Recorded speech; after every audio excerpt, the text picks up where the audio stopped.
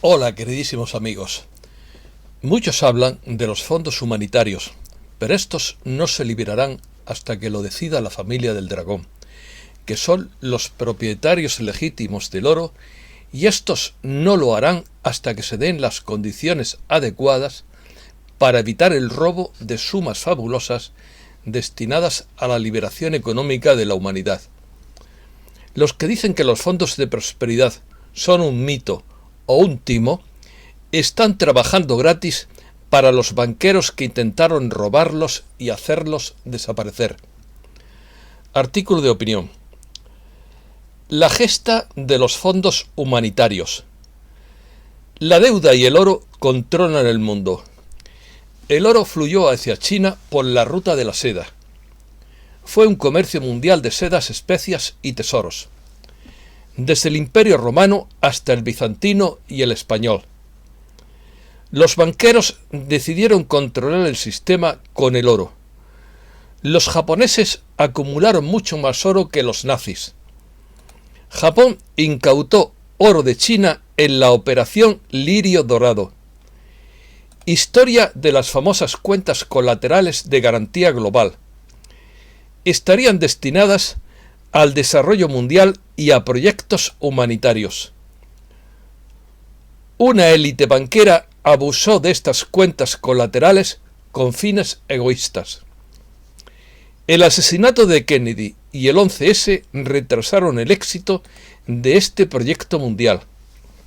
Los propietarios legítimos del oro de las cuentas globales son la familia del dragón. Comenzamos. La historia del proyecto de reinicio financiero mundial es un culebrón muy complicado del que ignoro muchos detalles, pero voy a simplificarlo hoy hablando solo de las famosas cuentas colaterales de garantía global y de su relación con otros muchos acontecimientos mediante un resumen de la información facilitada por Michael Henry Damm. La historia de las cuentas colaterales de garantía global es amplia y compleja. Se remonta a unos 250 años y se basa en la deuda y el oro. El actual control mundial de la oligarquía bancaria occidental se remonta a los primeros años del siglo XIX. Su estrategia fue obtener el control del suministro mundial de oro para mantener su poder a través del control de la moneda mundial y su garantía subyacente, la deuda y el oro. La ruta de la seda. Durante 2000 años, el oro del mundo fluyó hacia China a lo largo de la ruta de la seda, desde el Imperio Romano hasta el bizantino y el español, a cambio de las sedas, las especias y los tesoros de Oriente. El control de este oro se volvió esencial cuando los banqueros de Europa decidieron buscar el control del sistema financiero mundial.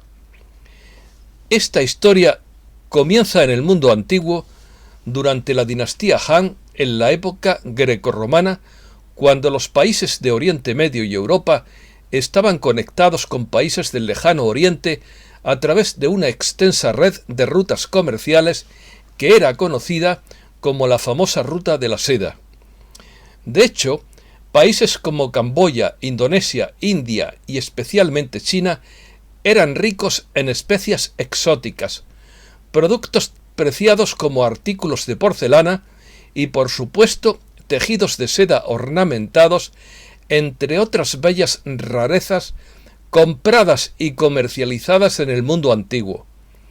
El método de pago principal para todos estos productos y aceptado universalmente incluso hoy en día era el oro y la plata. Durante los miles de años en que se llevó a cabo este comercio extenso, China pudo acumular grandes tesoros de oro y plata, además de piedras preciosas. No hace falta decir que esto no pasó desapercibido para la aristocracia de Europa, particularmente Gran Bretaña, que buscó tomar las riquezas de Asia por las buenas o por las malas. Utilizando las flotas navales de la Compañía de las Indias Orientales, Gran Bretaña de hecho pudo hacer adictos al opio a millones de chinos, incluida gran parte de la élite china. En aquel momento, el almirantazgo británico era la fuerza militar más poderosa del mundo. Operación Lirio Dorado. Después de la década de 1930, mientras el ejército imperial japonés saqueaba el sudeste asiático, el emperador Hirohito lanzó la Operación Lirio Dorado con el objetivo de recuperar y ocultar su botín de guerra. Al final de la Segunda Guerra Mundial, las tropas del general MacArthur se apoderaron de parte del tesoro y recaudaron fondos para financiar la lucha contra el comunismo.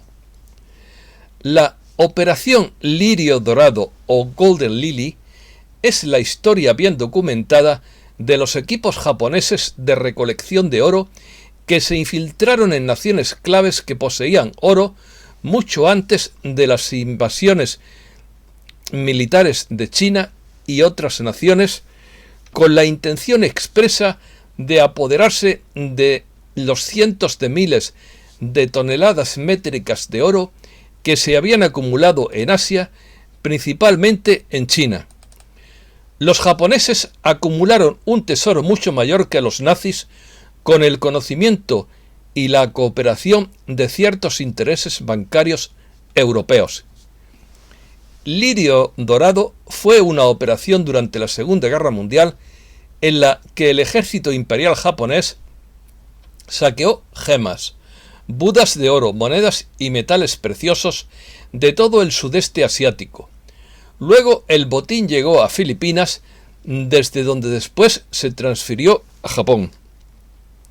Sin embargo, hacia el final de la guerra, los aliados comenzaron a ganar control sobre el Pacífico y para proteger su botín, el príncipe Chichibu, el hermano del emperador Hirohito, construyó apresuradamente 175 túneles secretos en toda Filipinas para proteger las cajas del botín de la guerra, el famoso oro de Yamashita. Después de que la Segunda Guerra Atómica se abandonara en Japón y comenzara la era de la Guerra Fría en el mundo, hubo acuerdos entre Estados Unidos y Japón para establecer Okinawa, Japón, como base para el ejército estadounidense. También hay conspiraciones de que Estados Unidos y Japón han escrito acuerdos para que Japón entregue el oro a fin de proteger a Japón de las reparaciones en tiempos de guerra después de ser responsable de la muerte de millones de seres humanos. Otra conspiración que flota en Internet con respecto al botín de resurgimiento del mundo es evitar la inflación y el escrutinio de su gobierno. El oro podría ser en parte la razón por la que la economía de Japón se recuperó tan rápidamente durante su reconstrucción y la devastación de la posguerra por la bomba atómica. Los depósitos de oro han sido archivados, pero esto podría explicar por qué Hirohito permaneció en el trono después del terror que Japón infligió a Asia y las víctimas de la guerra exigieron reparaciones a los japoneses que no recibieron ninguna compensación. Increíble. Oro prestado y no devuelto. En la década de 1930, las familias reales asiáticas habían visto que algunos de sus activos de oro y plata en el sudeste asiático estaban siendo saqueados por los japoneses y necesitaban hacer algo al respecto. En 1938, el gobierno chino del Kuomintang envió 7 buques de guerra cargados de oro y plata a la Reserva Federal de los Estados Unidos para su custodia. A cambio, los chinos recibieron bonos de oro a 60 años. Sí, las famosas pistolas de oro. Unos años más tarde, en 1944, tuvo lugar la conferencia de Bretton Woods, en la que se otorgó a Estados Unidos, Francia y Gran Bretaña un mandato de 50 años para modernizar y transformar el mundo para mejor. Respaldando este nuevo sistema financiero global que acababa de establecerse, se estimaba ahora en 2 millones de toneladas métricas de oro en poder de este grupo de familias reales asiáticas, que también se conoce como la familia del dragón. Para el 17 de agosto de 1945, el presidente Sukarno de Indonesia había sido elegido M1 o controlador monetario de este gran alijo de activos otorgado en virtud de la resolución de las Naciones Unidas MISA, sí, como suena, 81704, llamada Operación Libertad Pesada.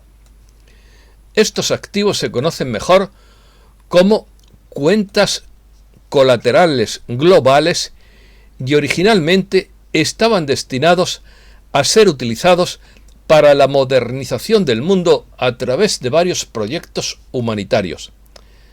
La familia del dragón son los depositantes legítimos de estas cuentas.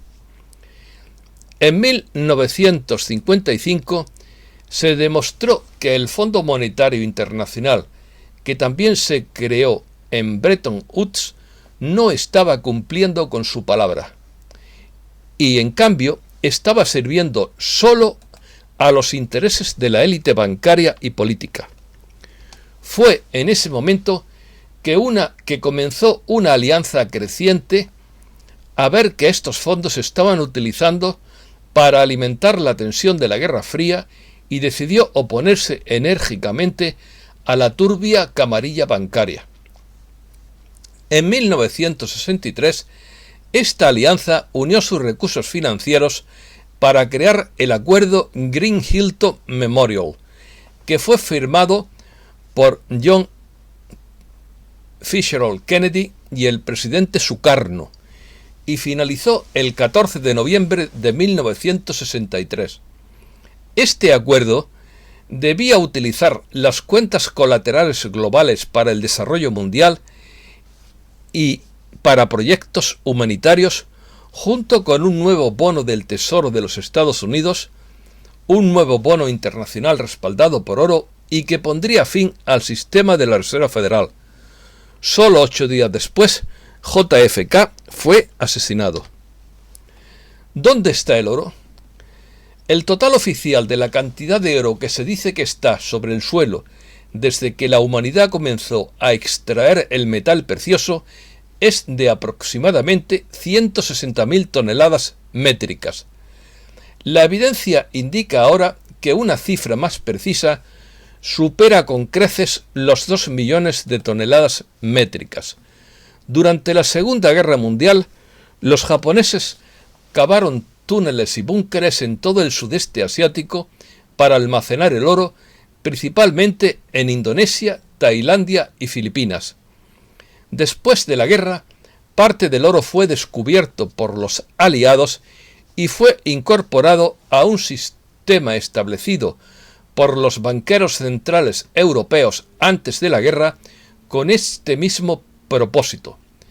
Se desconoce el total exacto de la riqueza en las cuentas fuera del libro mayor, pero se dice que está en miles de billones de dólares en oro, platino y gemas, además de una cantidad indeterminada en billetes de la Reserva Federal y otras monedas.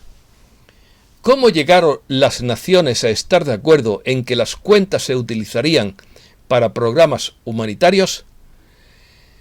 En la conferencia de Bretton Woods en 1944, cuando los aliados, que pronto serían victoriosos, se reunieron para crear un nuevo sistema financiero mundial, se creó el Fondo Monetario Internacional. A finales de la década de 1940, el presidente Sukarno de Indonesia fue nombrado controlador monetario en nombre de los depositantes para vigilar y aplicar las famosas cuentas colaterales de garantía global con el fin de reconstruir los países devastados por la guerra. Abuso. ¿Cómo abusó la élite bancaria de las cuentas?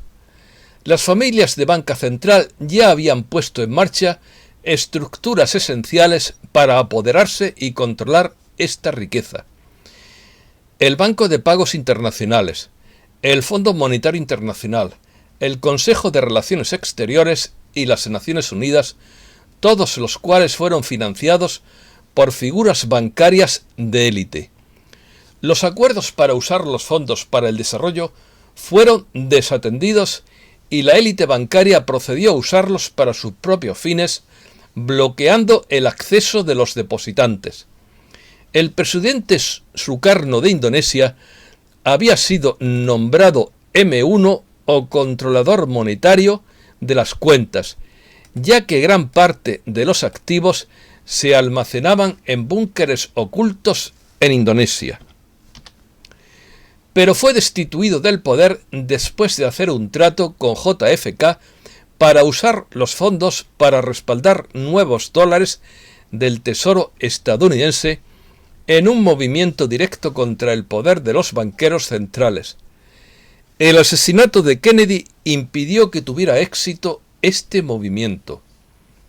Los banqueros centrales pusieron en marcha un sistema que permite a la Reserva Federal bloquear el uso de las cuentas a cualquier persona que no sea la élite bancaria, lo que impide que los propietarios reales, los depositantes, utilicen los activos para programas humanitarios como se pretendía originalmente. La familia del dragón. La familia del dragón es un grupo de antiguos clanes ricos en Asia que son los propietarios legítimos de grandes cantidades de oro en las cuentas globales fuera del libro mayor. La familia del dragón ha intentado durante décadas utilizar las cuentas para su propósito original y buscó la ayuda del señor Keenan debido a su reputación como hombre de negocios internacional bien conectado y de mente dura. La historia de este robo y la presentación del señor Keenan de una demanda de $1 billón contra figuras e instituciones de élite, incluida las Naciones Unidas, el Foro Económico Mundial, el Banco Mundial, el gobierno italiano, la Policía Financiera Italiana y otros, fue revelado por primera vez por Benjamin Fulford, ex redactor financiero de la revista Forbes para Asia, quien viajó a Italia para realizar las investigaciones iniciales donde se hizo un atentado contra su vida. La historia fue luego retomada por el autor de bestsellers David Wilcock, quien luego también recibió amenazas de muerte, confirmando la historia en un artículo de investigación en su influyente blog. La demanda de 110 páginas fue presentada por primera vez en un tribunal federal de Nueva York. La aparición de Neil Keenan en la vanguardia de estos acontecimientos se remonta al robo en 2009 de 144,5 millones de dólares en billetes de la Reserva Federal que fueron confiados al señor Keenan por la familia del dragón, el grupo de antiguos clanes ricos en Asia que son los propietarios legítimos de gran cantidad de oro en las cuentas globales fuera del libro mayor. Los bonos que les fueron robados al señor Keenan eran billetes de la Reserva Federal entregados a la familia del dragón en pago por el oro depositado en las cuentas, billetes que la Reserva Federal bloqueaba continuamente para que no se utilizaran. La demanda del señor Keenan representa el primer intento formidable de derrotar este robo. Como era de esperar, su vida corre peligro. Ha sobrevivido a 4 intentos de asesinato hasta la fecha, y ahora cuenta con la protección de numerosos aliados en todo el mundo. El señor Keenan se encuentra actualmente en Indonesia, finalizando acuerdo con los ancianos indonesios y funcionarios chinos que tienen reclamaciones lineales sobre la mayoría de los activos en las cuentas. El señor Keenan está en posesión de documentos clave como el acuerdo original conmemorativo de Green Hilton entre Kennedy y Sukarno y el libro negro de registros secretos de las cuentas. Se pueden proporcionar muchas otras pruebas. Además de la participación del señor Keenan, se puede traer a la mesa a otros actores claves como parte del proceso de entrevista, incluidos los indonesios involucrados en la tutela de los activos, poderosos funcionarios financieros asiáticos y otros. Este es el resumen de la información que puedo dar por el momento sobre este tema, aunque este tema tiene ya le he dicho, tiene muchas historias vinculadas a lo que he contado. Es un auténtico culebrón financiero. Muchísimas gracias, queridísimos amigos.